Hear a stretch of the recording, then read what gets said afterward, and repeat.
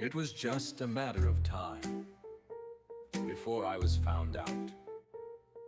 The apple may not have fallen far from the tree, but I was certainly no lawyer. A name, I had to give her a name, or the jig was up, something she could hang her hat on. It's Vice, Vice, baby.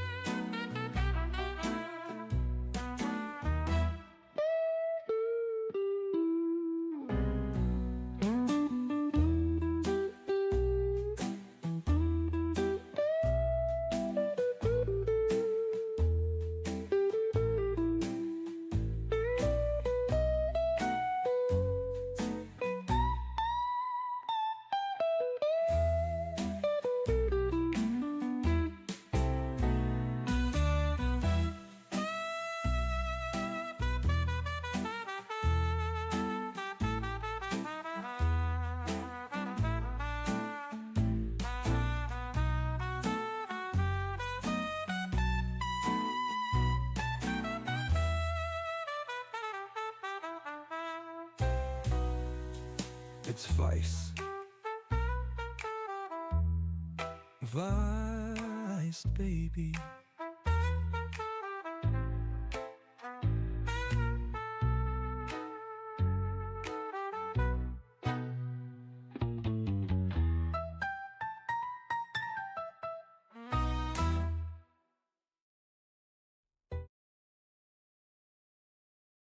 Good morning, good evening, good night, wherever you are.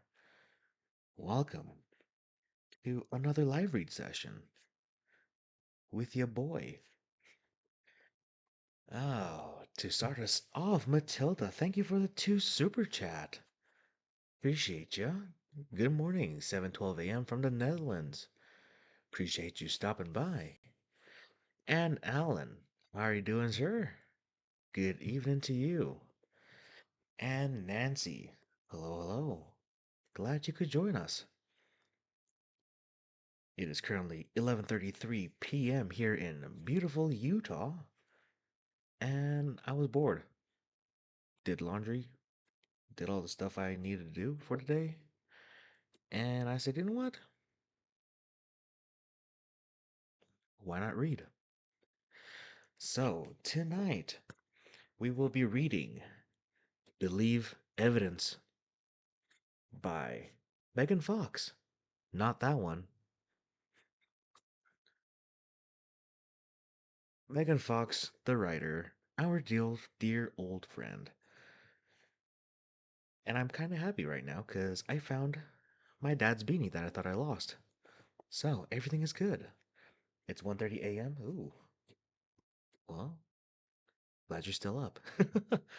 And Lisa Corner. Hello. 1:30 a.m. in PA. Nice. Well, hello, Jill. How are you? So, this is Believe Evidence, the Death of Due Process from Salome to hashtag Me Too by Megan Fox. Foreword by Deplora Fool. So, I am planning on reading the foreword, the introduction, and part 1, chapter 1. If we go over, we'll see. But that is my goal for tonight.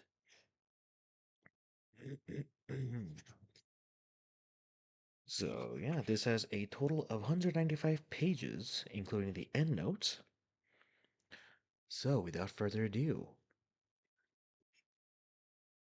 did you know the image on the front of the book is her mom?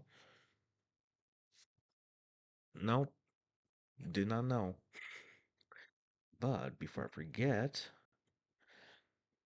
let's get the music going.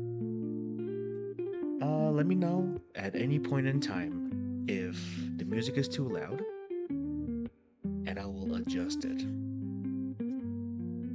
So, I will do like I did in Steve Gosney's live reading. I will actually, since it'll be kind of a short read, I will wait until the very end. If something catches my eye, then I will stop for a second and read it out. So, let's start with Belief Evidence.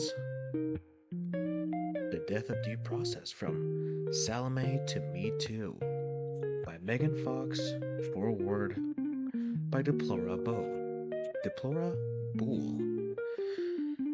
This book is dedicated to every man who has ever suffered because of the lies of a spiteful woman, and to every boy trying to grow up in a country whose women increasingly hate him for no other reason than his sex. It is unjust, it is corrupt. Music is a little louder? Okay, well.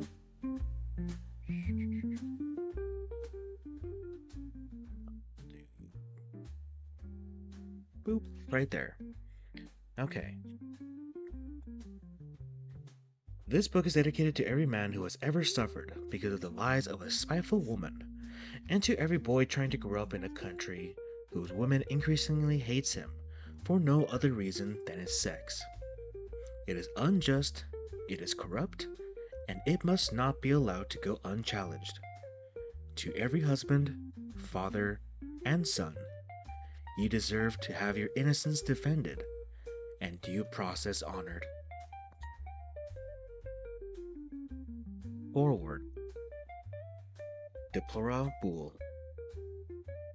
Sometimes it seems as though we're living in an unprecedented moment in time, a scandalous page of history of which no one has ever seen the like. As we struggle in treacherous, uncharted waters, we are consumed with distrust, rage, and fear. Distrust of everyone around us, rage against the unjustness of it all, and fear for the lives and well-being of ourselves and our loved ones. Why me? We rail in our minds.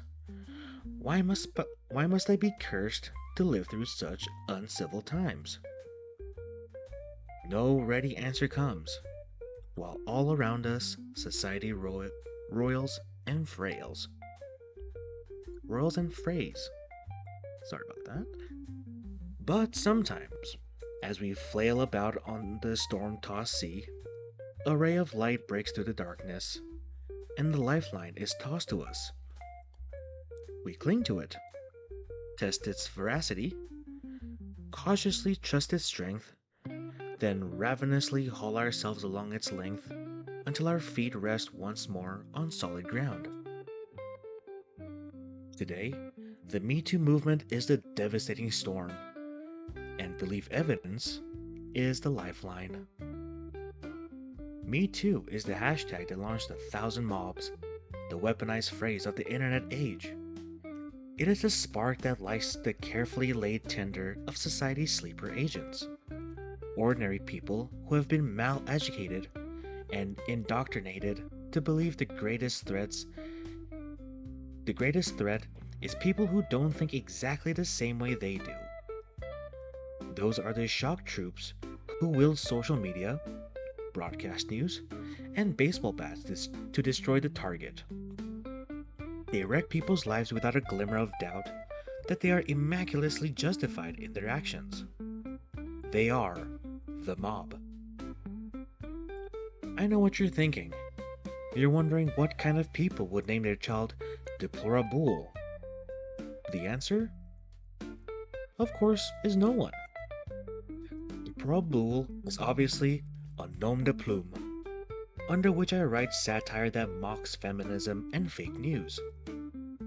I don't use my real name, even though I already have a following from my previous works and would probably sell more books if I did. But I am afraid of the mob. There is a three-step process in place today by which the left circumnavigates the legal standard of due process to dispatch its cultural and political rivals. Number 1. A member of victim class invents a damaging story about the target. Number 2. The establishment media runs with it and pounds the hate drum 24/7. Number 3. The mob prosecutes justice. Justice, in this case, means neutralization of the target, whether it be through deep platforming and silencing, driving him or her out of a livelihood, or the sheer thuggery of intimidation, threats, and violence. Everyone today is afraid of the mob. All one has to do is say the wrong thing, worship the wrong god, wear the wrong hat, or smile the wrong way to bring on the storm. The fear is as palpable as Salem circa 1692. Fortunately, this is where Megan Fox throws us a lifeline. In Belief Evidence, Fox reminds us that there is nothing new under the sun. These times are, in fact, not only precedented many times over, they aren't even the worst iteration through which civilization has persevered.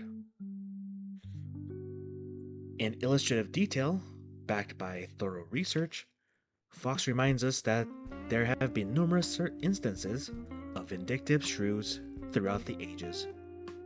She cites biblical era, her stories, like those of Jezebel and Salome, bloodthirsty battle axes who thought nothing of wielding their female privileges to demand murder. We revisit Salem circa 1692, where the hyperventilations of hysterical girls were enough to condemn innocents to excruciating deaths. We weep for the Scottsboro boys in Depression-era Alabama, who lost the best years of their lives to the wicked, false manipulations of two scrumpets. We relieve the immoral outrage of race-baiting jailbait Tawana Brawley and her invented accusations against guiltless, uninvolved people. There are many additional examples, and in each case, we shudder with horror at the mob mentality that overlook otherwise sane societies. Fox then neatly ties these infamous historical hoaxes to the contemporary moral panic of the Me Too movement by pointing out copious parallels. She demonstrates that we're simply living through a case of history repeating itself, which is an oddly comforting fact.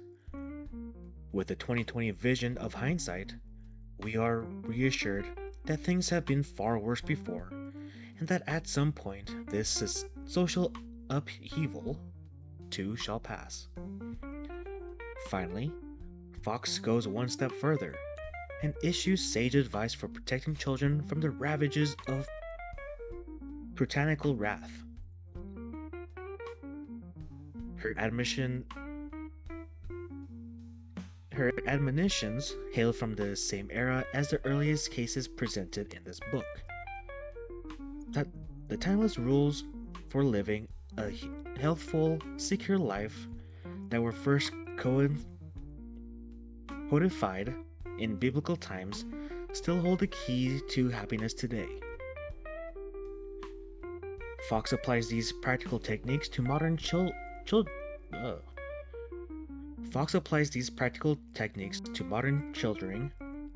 to help give our children and our country a future. It is only through unawareness of the sordid past that the history is able to inflict her most horrendous excesses upon mankind over and over again. With our schools now transformed into ignorance and rage factories, we are living in very dangerous times. Fascist mobs stifle liberty and dissent. Socialism is yet again seriously considered, and misandry and bigotry openly shape public policy. As women claw their way to ever increasing power and fix men, especially young white men, in their crosshairs, belief evidence becomes one of the most important books of our time. Indeed, the very title is an exhortation we all must heed if we wish to head off to head off the catastrophic ends to which Me Too madness is driving our society. It's time to choose whether we will become yet another chapter in some future chronicle of murderous moral panics, or if we will once and for all learn the lesson that due process is a necessary component of any fair and civil society. I pray we choose the latter. Deplorable, Deplorable, New York City, February 2019. Hello, Kiwi, how are ya? And Serenite Cecilia, long time no see. Got to be here from the start, aka, what are you doing up? Well, I got bored, so here I am. And living life with FND. I'm good, how are ya? Welcome, welcome. Introduction. There is a troubling narrative that has taken over the national psyche, summed up in one Twitter hashtag. Hashtag believe women.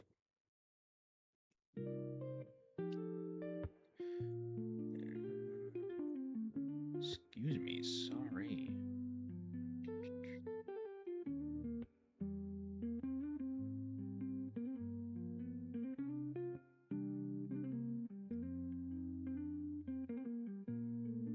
What began with the Me Too movement, where women who had been sexually harassed in the entertainment field and subjected to the casting couch came forward, some with audio tapes to expose criminal behavior by Harvey Weinstein, ended with wild, unfounded accusation hurled at perceived enemies to destroy them. The evidence presented against Weinstein met the legal standard to arrest and charge him with rape and put him on trial. Bill Cosby also was tried and convicted on the evidence brought forward by survivors of rape. It seemed that the Me Too movement was a long-awaited reckoning that would bring down the guilty. The movement then morphed into a perverted idea that we must believe all women who claim to have been sexually assaulted, even if they offer no evidence. It is enough, say Me Too activists, that the women say they were assaulted and they're telling their truth. The idea that there is any other truth than the actual truth is terrifying in itself. We have proven ways of discovering truth in this country, and they don't include allowing each individual to have their own version of facts. Hashtag facts matter. This seemingly new philosophy accumulated into peak mass hysteria with the nomination process of Brett Kavanaugh to the Supreme Court, when Christine Blasey Ford came forward at the last minute before the vote to accuse him of sexually assaulting her over 30 years ago with no corroborating witness or evidence. While she succeeded in delaying the vote, when she finally testified, after lying about her fear of flying among other things, she didn't even claim to know when it happened, where she was, how she got home, or any other details that would help any investigator discover the truth. This lack of evidence didn't bother the left in America at all. It was enough to whip up a mob of screening hurriedans to destroy a man's entire life in the span of 10 days. Anyone who dared to question Ford's account was labeled a misogynist. The Senate confirmation process developed into an inquisition into a 17-year-old's summer drinking habits, flatulent colloquialisms, and yearbook jokes. It was the lowest moment ever witnessed in American politics in my memory. Ann Coulter put it best when she said, "This is the closest thing we've ever had to Saddam's rape rooms. Bring a guy in and torture him in front of his wife, children, and elderly parents. The left should be proud." I watched this spectacle with the mothers of America. We saw a good man, by all accounts, and 7 FBI background investigations dragged through the mud, smeared, libeled, and defamed for political gain. And it terrified us. Without any evidence, and only the word of a woman whose own witness denied her account, Kavanaugh was fired from Harvard, denounced by Yale, and even faced uncertainty of whether he'd ever be able to coach his daughter's basketball team again. Expectedly, 2 other women came forward, one represented by the disgraceful Michael Avenatti, aka creepy porn lawyer who would later be arrested for domestic violence, to accuse Kavanaugh of even more ridiculous crimes, like gang rape and drugging women. Even though those claims were dismissed and not credible by the FBI and even NBC News, the mob refused to acknowledge the obviously fake claims and continued to push them as credible. For the political gain of keeping a pro-life judge off the Supreme Court, there was no low to which the left would not go. This shameful smear job was perpetrated by sitting U.S. Senators Feinstein, Booker, Harris, Schumer, and others in a brazen partisan hack job. They predictably used their mob for hire of assorted freaks like Antifa and the Women's March organizers as the weaponized arm of the Democrat Party to intimidate, harass, and scare Republican senators. It was sickening. Ted Cruz and his wife were chased out of a restaurant. Lindsey Graham and Orrin Hatch were doxxed by a staffer in Sheila Jackson Lee's office, which resulted in protesters banging on their doors all night long and threatening the safety of their families.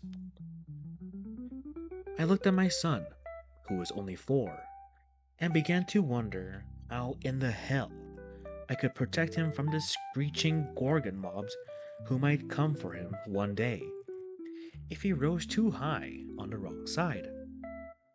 I wasn't the only one. Mothers across America reached out to me, terrified, sad, and bewildered. Sarah Hoyt, author and fellow writer at PJ Media, wrote of her son's experience with lying, malicious girls at school who accused him falsely of sexual harassment. The background was this: 18 girls, most of them children of the staff, had decided my son was, and I'll use their term, retarded, and therefore dangerous, and they decided to make us remove him from the school / get the school expelled him by accusing him of harassing them. They said he followed them home, throwing rocks and threatening them on a day I'd picked him up in the car. In fact, I started making a practice of this, which is why one day, parked under a tree, I watched my son leave the school pursued by one of these delicate flowers who was throwing rocks at him and calling him filthy names. The entire piece is a must-read to understand the depths of damnable deceptions to which women and girls can sink in order to get their way. Nowhere in the press could anyone find tales of despicable women hell-bent on destroying men for a grudge or personal gain. All we were treated to was the constant drumbeat that women are honest and credible, and we should blindly believe all of them. Please. This book had to be written to combat the outright lies about the nature of women and of what great evil they are capable. Throughout history and literature, there is no shortage of true and fictional tales of duplicitous and downright evil women who intentionally destroy the men in their lives for selfish reasons. I aim to knock down the claim that women today are somehow changed or elevated beyond the usual human frailties and are in fact subject to the exact same skepticism with which we could view all accusers. The burden of proof is always on the accuser to prove her case. The very foundation of our nation depends on looking at each claim in a rational and orderly way, on demanding evidence of criminal behavior, and on the presumption of innocence and due process. Without it, this great nation would dissolve into anarchy, and our sons, husbands, and fathers will pay a steep price. That was the introduction. I'm hurting Mother Nature's kicking my joints. Ugh. No fun. How's it going, Island? Hi. And Mr. Valhalla, how are you doing, sir? Welcome. And before we start part 1, we have a quote. After I drink water.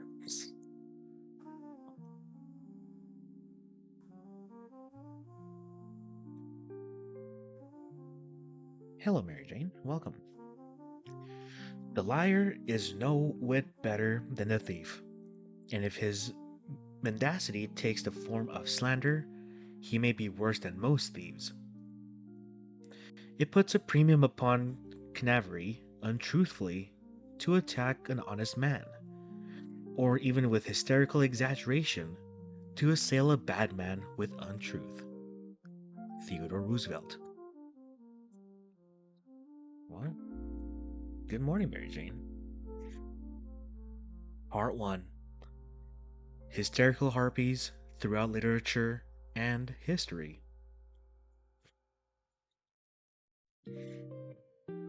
Eve. No account of the duplicitous nature of women would be complete without mentioning Eve of the Bible. My mother used to read me great Bible stories at bedtime, and so my knowledge of biblical examples of female treachery is vast. For those readers who are of the atheist or agonistic persuasion, the allegories presented from the Bible are still extremely relevant to discussions of human behavior. At the very least, these books are historical records kept by the Jews and early Christians, and accepted as a timeline of these two people. What we can learn from them is every bit as relevant as Shakespeare, Homer, or other great books. The account of Adam and Eve, whether you view it as fictional or historical, is irrelevant to the subject. At the beginning of the story, Adam and Eve are careless and content. Eve was culmination of Adam's existence. His problem of loneliness was solved forever with God's gift of this perfect woman. His crowning achievement of creation. At the moment he sees her, Adam becomes a poet. And the rib that the Lord God had taken from the man he made into a woman and brought her to the man. Then the man said, "This at last is bone of my bones and flesh of my flesh. This one shall be called woman, for out of men this one was taken." There is no doubt this woman was greatly esteemed by Adam. One can almost feel his awe of her. She is his reason for living from that moment on. But then things go terribly wrong. The serpent, Satan, gets the woman alone. Why did he go to the woman instead of attempting to corrupt Adam? This may be the most important question for our purposes of discovering what is the true nature of woman. Is it possible that the serpent knew he would get nowhere with the man unless he used to be woman, unless he used a woman? The serpent knew that Eve could make Adam heal. Eve was the weapon of mass destruction that was used against man. This powerful position is the natural state of women. Men don't like to hear it, but it's true. If a woman wants something from a man, she's going to get it. This is not always done through evil or manipulative ways, but women know how to use their natural gift of feminine persuasion to attain their goals. We are born with it. You know it, I know it, and if you're a man, you surely have experienced it, for good or bad. My daughters can get their father to do things for them I would never do. Their wiles don't work on me, but they work on their father like a drug. And this is natural and good most of the time. The relationship between men and women is a mysterious and beautiful thing. When each is acting within moral boundaries, there is no end to the joy that comes from a male and female love, familial or romantic. Girls learn about this power within them early. Watching a 2-year-old girl bat her eyelashes at her daddy for an extra treat is fascinating to witness. They hone these skills on their fathers before they take them into the world and use them on potential mates. The serpent recognized Eve's power over Adam and knew he had to harness it to turn it against him. It was brilliant.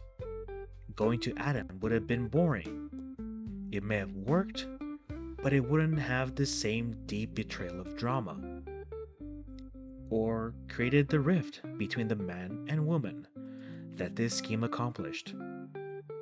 After the deed is done, God turns to Eve and declares that she will now suffer pain of childbirth. But that's not the worst of it. Worse, he says, "Your desire shall be for your husband, and he shall rule over you." And it is still so.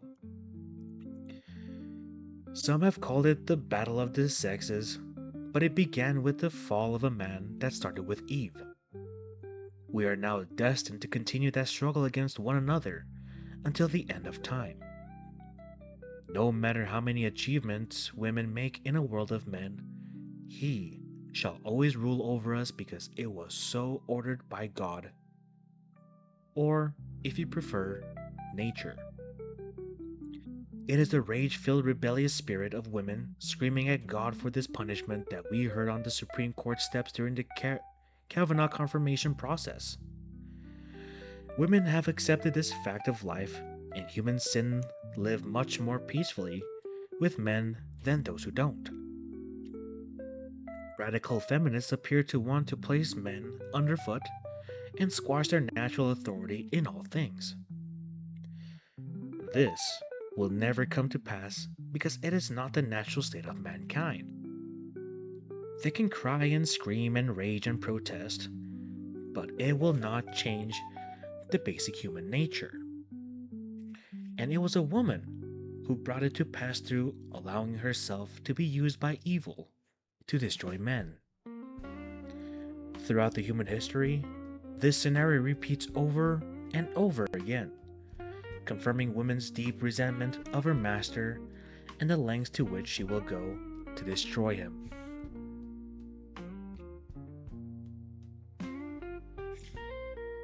And yeah, that is all I had planned to read today, ladies and gentlemen. A little short starter, I would say. And honestly, I'm interested to see what will go on in the future of this book.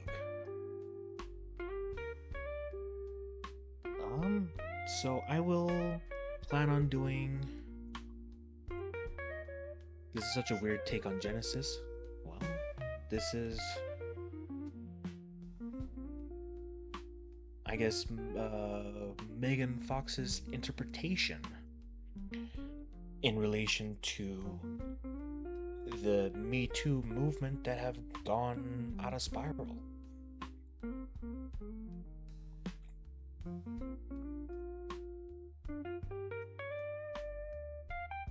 So I will plan on reading 2 or 3 chapters at least once a week. I'm going to plan at least once a week. If I do more, then I do more. But I will plan on during Saturdays. Yep. On Saturdays, I'll plan on doing this reading stream. And eventually finish Believe Evidence by Megan Fox. So, on the top of the chat, I pinned the link if you guys want to get yourself a copy of Believe Evidence. Thanks, Mr. Connor. You're welcome.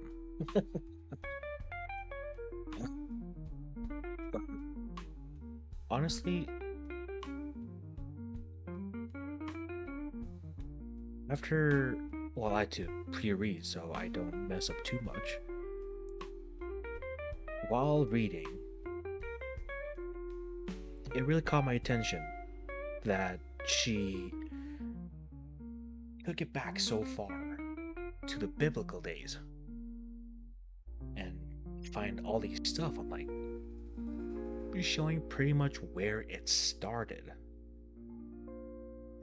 Sure, they might be like way back when in the prehistorical times, but it's pretty much where it starts of like when we know written evidence is. So yeah, it caught my attention, so I said, you know what, let's do this. Let's read the book, let's finish it,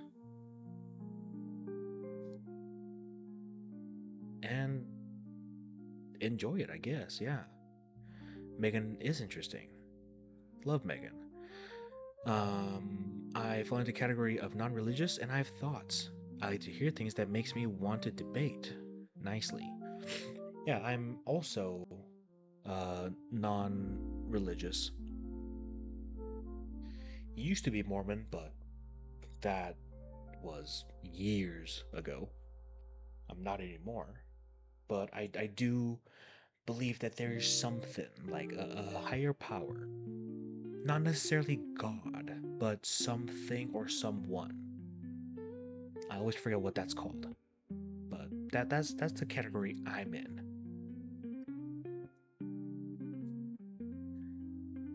Your Sunday? Oh yeah. Yep. It was good and somewhat odd to start my day, breakfast and Vice Baby reading Megan Fox. Well, I hope you enjoyed it. Hopefully, as I do these live readings, my reading will improve and I'll make less mistakes. And yeah, I mean, I ordered Steve Gosney's book, another one, and once that gets here, I'll finish reading Megan Fox's book, and then I'll do a live reading session of that book by Steve Gosney.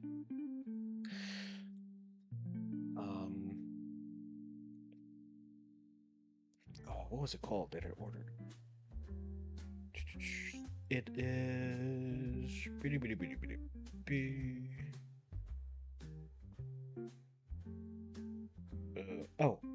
Ideas and Answers in Law Book 3rd edition. This is the book that I ordered on stream this morning. I'd like to hear about Lilith since I haven't read much about her. Well, we'll see if it pops up in book. I'm spiritual but not religious. I believe in the prophets. Interesting. Yeah, I like to like explore and look at different religions, but I mostly looked into the Scandinavian Norse religions, and of course, uh, Mormonism and relating to Jesus. Ex-Mormon. Oh, nice. Welcome to the club. But yeah, that was all the reading I had planned for tonight. Because honestly, I didn't know when I would get tired. But I appreciate everyone for joining me. And let's see if anyone is live tonight. But I think I'll most likely send you guys to Dottie. But let's check. Doesn't hurt to check. Lilith isn't in the Bible and isn't acknowledged by Catholics, so she probably isn't in Megan's book. We shall see. In Sweden, the Me Too movement led to several women being convicted convicted of defamation of character. Truth is not an absolute defense. Here we lean into the of character thing. Sikhs have an interesting religion. Oh yeah. And Hindus? Oh, like with thousands of gods and higher beings. Oh, they are one of the most interesting religions out there, and one of the oldest too. If not the oldest, I might be wrong with that. Yeah, let's see.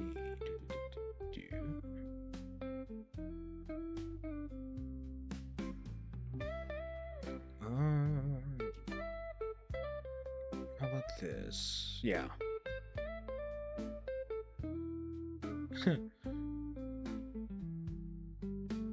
I'll send you to the goat stream. How does that sound? MG, but not sure how long. Yeah, he's been live for a while. Let me get a grasp of his tone, so I can know if he's going to end soon or not.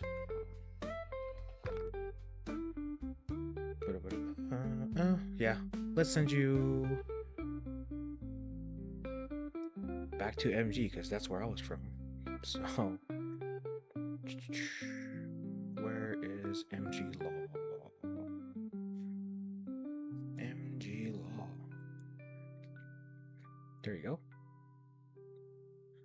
Boom. Redirect should be set up. Go stream after Christianity lesson.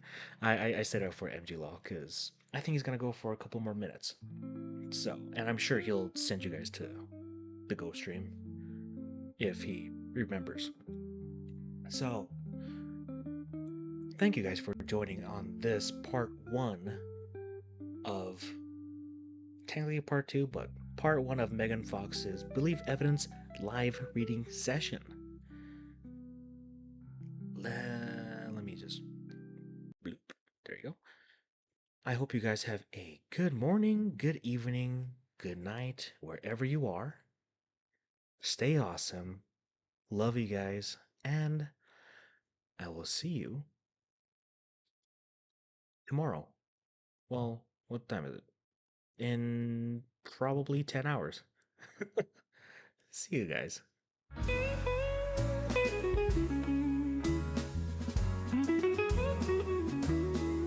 Well, that's all for this stream, but it's been so sweet.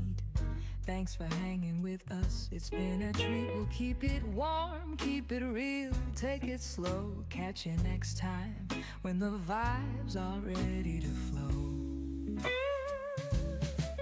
If you enjoyed the ride, give us a like, subscribe for the warmth. Come back whenever you like. Until then, take it easy, don't rush, don't hurry. I'll be here waiting, no need to worry.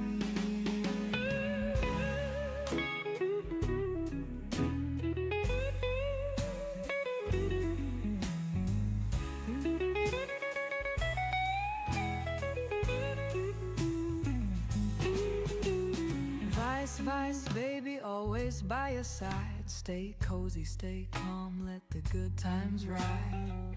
Peace for now, but we'll meet again. Take care, my friend, until then.